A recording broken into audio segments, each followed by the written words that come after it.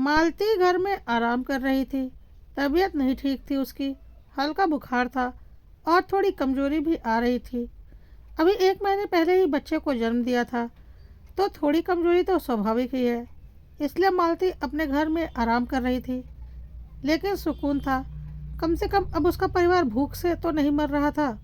हाँ, मालती का अंतर्मन थोड़ा विचलित जरूर था, थोड़ा उदास था, क्योंकि आज अपने दूधमुहे बच्चे को उसके माता पिता को सौंप दिया था और इसी वजह से आज उसका मन बहुत उदास था। उधर बिरजू को सरपंच जी ने बुलाया था। गांव में पंचायत लगी थी। आज बिरजू और उसके परिवार को कटघरे में खड़ा किया गया था। सारे लोग बिरजू को देखकर कानाफूसी किए जा रहे थे।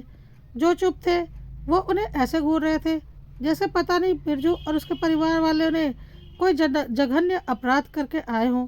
जबकि बेचारे बिरजू को तो पता ही नहीं कि बात क्या हो गई। बैसाखी के सहारा लेकर बड़ी मुश्किल से वह खड़ा हुआ था। उसे बैठने तक को जगह नहीं दी गई और उसके दोनों बच्चे निरपराध से अपने बाबा के पास चुपचाप खड़े थे। क्यों अचानक से पंचायत ने उसे और उसके परिवार को बुला लिया, बस यही बात उसके दिमाग में चल रही थी। थोड़ी देर के बाद पंच आए और पंचायत शुरू कर दी गई। पंचों में से रामेश्वर जी बोले, क्यों रे बिरजू, तेरी पत्नी मालती कहाँ है? उसको भी तो लाता। जी बाबूजी, वह घर पर आराम कर रही है। उसकी तबीयत ठीक नहीं है। काहे की तबीयत ठीक नहीं है? सब पता है हमको। अभी के अभी उसको बुला यहाँ पर। गांव के दबंग मुन्ना लाल ने बिरजू को घूरते हुए कहा। सब लोगों ने उसकी हाँ में हाँ मिलाई। बिरजू को ही भेजा गया उसके घर उसकी पत्नी मालती को लाने के लिए, जबकि उसके 7 साल के दोनों जुड़वा बच्चों को वहीं पर पंचायत में रोक लिया गया। बिरजू को गांव के ही ईश्वर लाल के साथ पैदल भेज दिया गया। बिरजू जैसे तैसे अपनी बैसाखियों के सहारे अपने घर पहुंचा।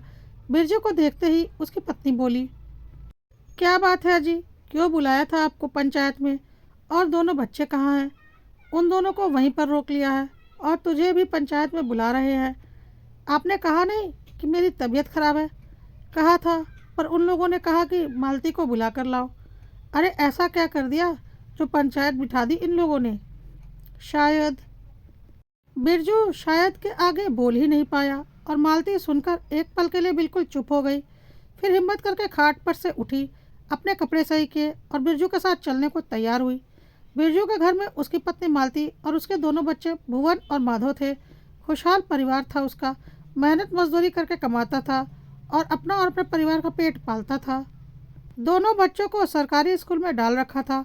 मालती भी छोटा मोटा फॉल पिको करके थोड़ा बहुत कमा लेती थी। पैसा नहीं था लेकिन संतुष्टि जरूर थी और यही कारण था कि उनका परिवार बड़ा खुशहाल था। पर किस्मत हमेशा एक जैसी नहीं होती।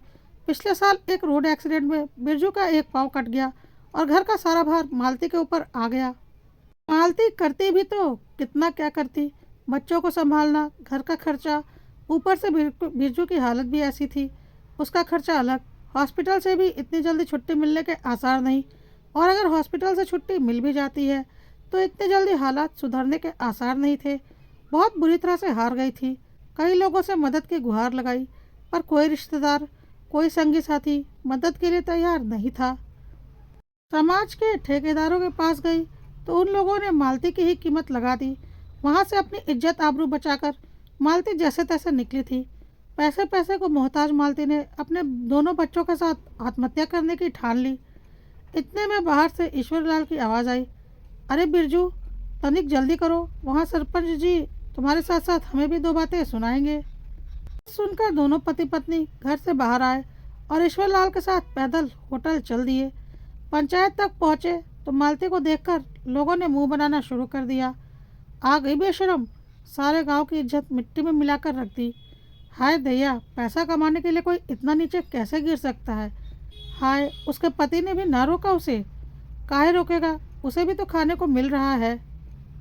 जितनी मुंह उतनी बातें। शोर बढ़ा तो सरपंच जी ने सबको चुप करा दिया। शांति से बैठे रहो आप लोग, जिसे जो कहना है बाद में कहना, सबको मौका दिया जाएगा। काहे बुलाए हो सरपंच जी, अब तो बताओ, बिरजू ने कहा। बिरजू, तेरी नाक के नीचे तेरी पत्नी क्या कर्म कर रही है, तुझे नहीं पता? सुनकर बिरजू सकपका गया और गर्दन झुकाकर खड़ा हो गया। फिर रामेश्वर जी मालती की तरफ मुखातिब हुए, क्यों रे मालती, तुझे इस गांव की इज्जत को मिट्टी में मिलाते शर्म न आई? पैसों के लिए कुछ भी गलत काम करने को तैयार हो गई। ऐसा क्या कर दिया मैंने सरपंच जी, जो पूरे गांव वालों ने पंचायत बिठानी पड़ी? मालती ने कहा। हाय राम, देखो तो इस बेशरम को, कुकर्म करने के बाद भी सामने बोलने को तैयार बैठी है। तभी पंचायत में से किसी ने कहा, हाँ, काहे की शर्म आएगी, पैसे के लिए लोगों के बच्चे जनने का काम करने लगी है। बड़ी इज्जत वाला काम कर रही है ना, जो सीना ठोक कर यहाँ सबके सामने मुंह चला रही है। दबंग मुन्ना लाल ने कहा। देख मालती, तूने जो भी किया है वो अपराधी माना जाएगा, इसलिए तुझे और तेरे परिवार को ये गांव छोड़कर जाना पड़ेगा। यही हम पंचों का फैसला है। तू इस गांव में नहीं रह सकती। तेरे जैसे चरित्रहीन को हम गांव में जगह नहीं दे सकते। जैसे ही आप लोगों की इच्छा, मालती ने सपाट शब्दों में कहा। ये देखो, अपने कुकर्म के लिए माफ़ी नहीं मांग सकती, कैसे बेशर्मी से कह रही है, जैसी आप लोगों की इच्छा। अरे इसका साया ही हमारे घर की औरतों के लिए खराब है। दबंग मुन्ना लाल बोला। किस बात की माफ़ी मांगूं? अपनी कोख किराए पर दी थी, किसी के साथ सोई नहीं थी। जब पैसों की ज़रूरत थी तब आप लोगों के सामने भी हाथ फैलाए थे और आप सबने मना कर दिया, तो क्या अपने पति और परिवार को मरने देती? और मुन्ना लाल जी, आप तो और भी महान थे। आपने तो मेरी इज्जत की ही कीमत लगा दी थी। तब बेशरम मैं थी या आप थे? मैं तो अपने बच्चों के साथ आत्महत्या करने ही जा रही थी। वो तो भला हो उस औरत का जिसने मुझे हिम्मत दी। हर कोई मुझसे कीमत ही तो मांग रहा था, उसने भी मांग ली, तो क्या हर्ज है? उसने मेरे पूरे परिवार को बचाया। 1 साल तक मेरा और मेरे परिवार का खर्चा उठाया, मेरे पति का पूरा इलाज करवाया। बदले में मैंने अपनी कोख उसे किराए पर दे दी, तो आप सब लोग मुझे बेशरम कहने लगे। कोख किराए पर दी थी, अपने स्वाभिमान और इज्जत को मारा नहीं था। काहे की माफ़ी मांगू मैं आप लोगों से? जब जरूरत पड़ी तो आप सब ने तो मुंह फेर लिया, रिश्तेदार बगले झाँकने लगे, हमें मरने के लिए छोड़ दिया। किसी के साथ सोकर अपने स्वाभिमान को मारने से अच्छा है कि अपनी कोख किराए पर दे दूं। गांव छोड़कर जाना मंजूर है, पर तुम लोगों से माफ़ी मांगना मंजूर नहीं।